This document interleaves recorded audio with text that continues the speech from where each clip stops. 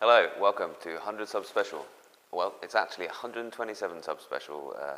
I just checked this morning, and I'm really chuffed. I'm really amazed by it. I've only been working on this channel for 3 months, and to get 127 subscribers and all the views that I've got and all the thanks that I've got, and thank you very much. Every comment really makes me feel really pleased.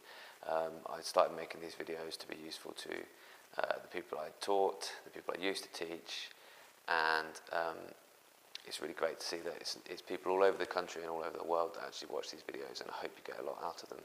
It's really great to see how hard you'll work on your exams as well, how seriously you're taking your exams. It really does please me, and it makes it really worth my while to make these videos. Thank you very much to Cut for Zayn Malik for the idea for this 100 Sub Special. I didn't even know 100 Sub Special was a thing, but here it is, and he said, well, why don't you actually just show people how you make these videos? Fair enough, great idea.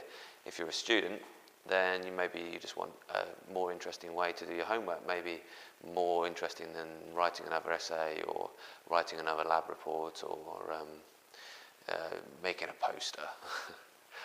Maybe you want to make your own channel, maybe you've got something else you want to share, you want to teach people. If you are a teacher, then maybe you want to have a go at making these, well, initially for your class, but then if you upload them to YouTube, well, the whole world's got access to them, the whole world can benefit from your expertise. So I'm going to start by just showing you some of the equipment that I use, some of the technology, and then I'm going to show you some of the software and hopefully give you some ideas. This I'm videoing on is the Toshiba Camelo X400, which is a sort of relatively cheap HD camcorder. And I'm using a lapel microphone, a lavalier microphone they're called, and I'm using that because I think that just gives it a little bit better sound quality. If I show you the difference between ordinary speakers on the ordinary microphone on the camcorder, hopefully a slight difference, and I think it's worth the £20 that I spent on this lapel microphone, so I think that's worth it. Also, you know, I'm doing this handheld, but when you're filming anything going on in your classroom, you might want to use a tripod. It's a little GorillaPod, and I've also got a larger tripod as well. This is my laptop. It's nothing special. It's quite an old HP Pavilion, but it's you know, it's worth having if you're going to do, especially if you're going to do live action like this, editing. It's worth having a reasonably high-powered computer like that. This is what I use to do this sort of writing over the screen, and what I make all the graphics on is a Huion graphics tablet. It's not very expensive. It's quite high quality though. It just records everything you write on the screen, and I've got a microphone that I attach to the computer. It does have an internal microphone, of course, but again, hopefully you realise that you can hear the difference in the videos. It's slightly better sound quality if you use something like that. I think I spent about £15 on that one, so again, you don't have to spend a lot to get decent equipment. But if you are a teacher, then, well, you're going to actually have something you can just work with straight away. In your classroom, most likely, you're going to have an interactive whiteboard, or at least you'll have somewhere in the school one you can use. And actually most interactive whiteboards, they have software that can record what you do and turn it into a flash movie and just upload it straight to YouTube or your VLE or wherever. This is the Promethean one, and Active Inspire's got one, and I know Smart boards have also got the technology to just record everything you write on the board and your voice at the same time. So bear with, and now I'm going to go into the computer and show you some of the software that we use. So what I use to record the screen and record all my notes on the screen is this program, BB Flashback Express. It's Blueberry software, that's the BB. And you can download a free version of that. The Express version is free, and you can use it forever. They also sell a standard or pro version if you need more features.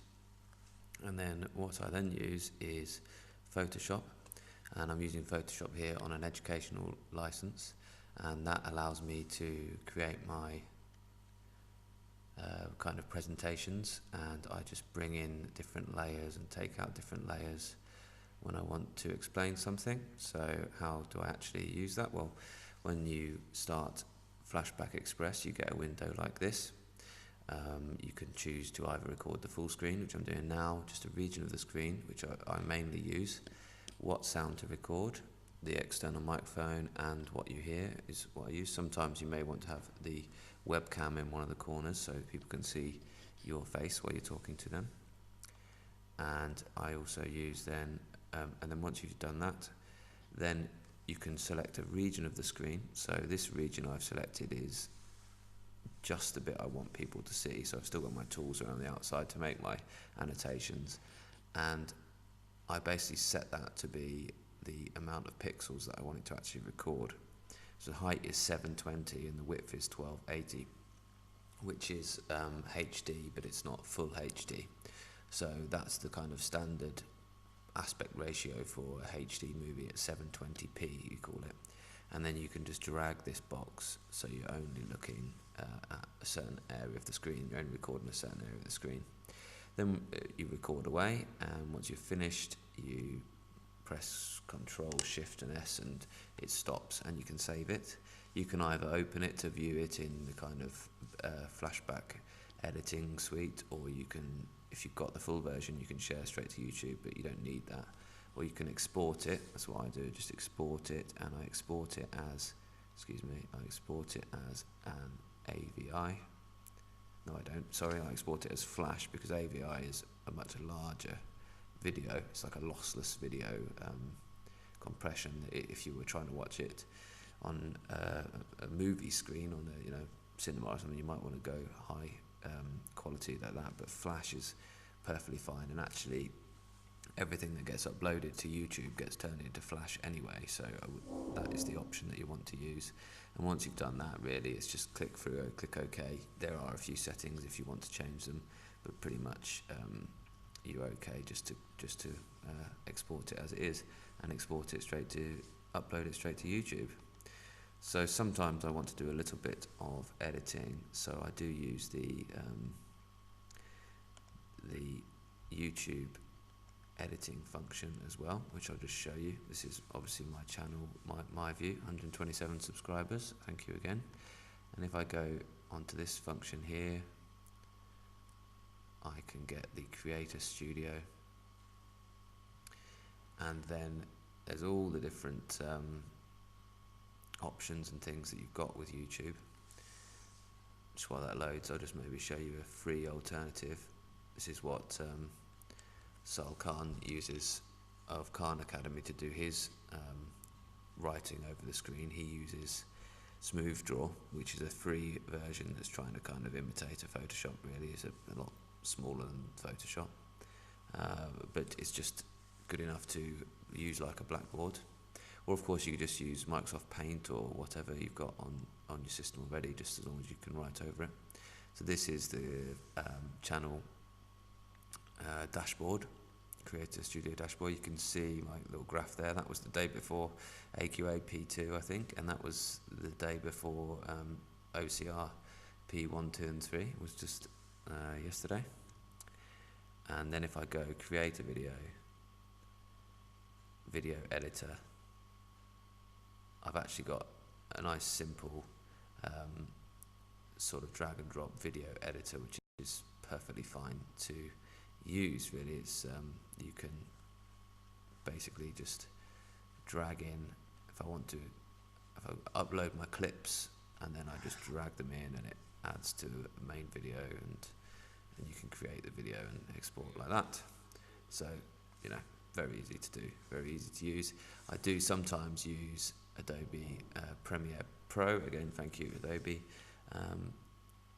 when I'm editing the live action stuff maybe, or trying to put together more complicated things with sound and things like that. This is this little program here that I'm running. It's called SwordSoft Screening, and I use this mainly when I do questions. Go through questions. I put the PDF up and I say just show this window, and then I can actually annotate over the screen. And of course that is it's just there, it's that one, the little thing in my options there. Okay, that's very easy to use. You can have different things. On the free version, you can highlight bits and bobs. It's called SwordSoft Screen Ink. Okay, very easy to use. Also free. If you buy the full version, you can just save your slides, or save your annotations. But I don't really need to do that, so I'm happy with the free version. Thank you very much to SwordSoft. So I just wanted to show you then the different hardware and how I think pretty inexpensive really it is. This is the graphics tablet that I use, just 70 quid.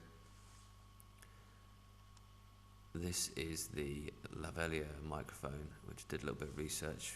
People are very pleased with this. Only £20. I think I paid 21, but there's absolutely nothing wrong with that as a bit of kit. It's not the best you can buy by a long shot, but you don't need to spend any more I don't for my purposes. And then this is the camera that I use. I spent a bit of time also researching this. It's not the most up-to-date camera in the world, but again, it's got a nice low f number, nice wide aperture, and it's also got that external microphone jack, which was one of the things that I really wanted. Battery life is not brilliant on it, but I bought a spare battery for about 7 quid, so there's nothing wrong with that. And then this is the microphone that I'm speaking to you just now, which is, I got it for a lot cheaper than this. I think I paid £15 for it. It's a Zoom microphone. It's designed to sit on the top of a camera, sit on the top of a SLR or something like that. But I've been quite happy with that. One little AAA battery just sits in that box there.